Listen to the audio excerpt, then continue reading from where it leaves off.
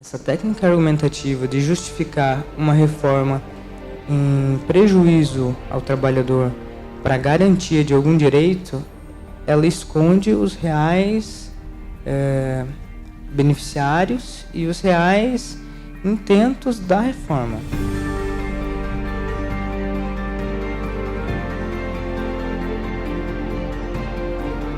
Nós estamos no momento em que precisamos discutir, precisamos conversar sobre e, no máximo que estiver em nossos alcances, elucidar a proposta sobre alguns pontos que vão afetar os servidores públicos. Eu trago a questão do FGTS para aqueles que se aposentarem e que continuarem trabalhando ou que aposentados voltem a trabalhar.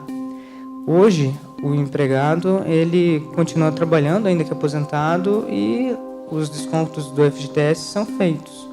Se ele é dispensado sem justa causa, ele tem direito à multa de 40%.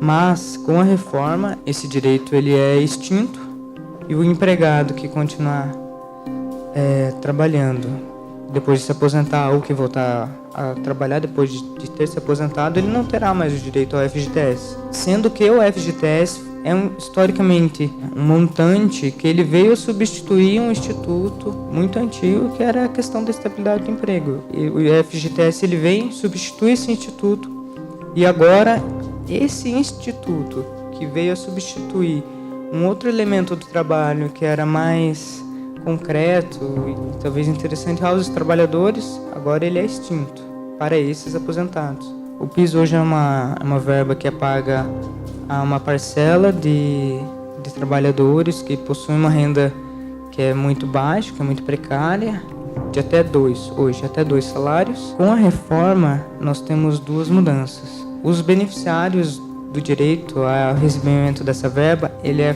cortado ao meio. Então, hoje, quem recebe até 2 salários tem direito ao PIS.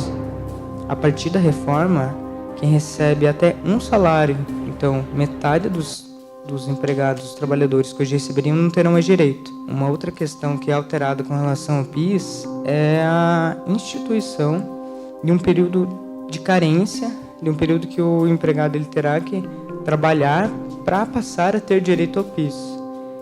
Essa carência ela é de 5 anos, o que significa que todo trabalhador jovem que começar a trabalhar, imediatamente não vai ter condições, não vai ter o direito de receber o PIS. Existe a previsão de alíquotas progressivas para o recolhimento previdenciário, para a contribuição. A gente não escuta muito a explicar como que isso será e qual que vai ser o efeito disso na vida do trabalhador.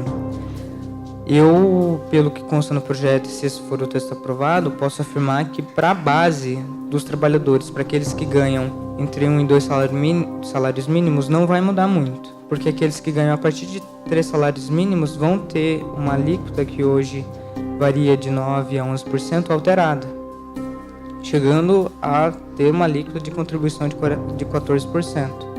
Então, o trabalhador que ganha mais é esse trabalhador que ganha 3 salários mínimos. De fato, não existe uma justiça fiscal de uma forma de redistribuição de custos, de manutenção de um plano de um direito social, quando se onera um empregado que ganha um pouco mais de R$2.000.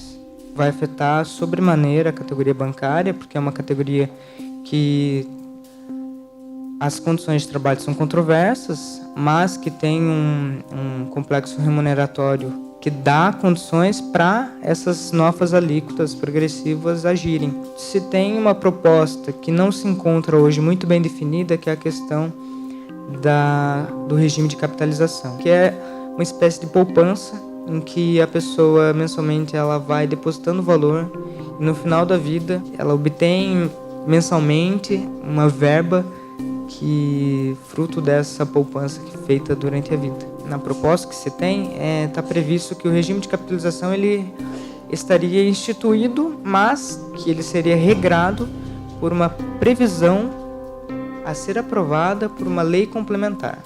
Isso significa dizer que se tira esse ponto da previsão da Previdência da Constituição, se relega isso a uma natureza de lei complementar a ser aprovada. Essa lei complementar ela pode ser alterada de uma forma muito mais fácil, muito mais menos traumática do que a previsão da própria reforma previdenciária. Ela vem, e como a reforma trabalhista veio, ela vem e muda muito rapidamente, sem as discussões que nós temos visto com relação à reforma previdenciária. Então é um ciclo que se fecha.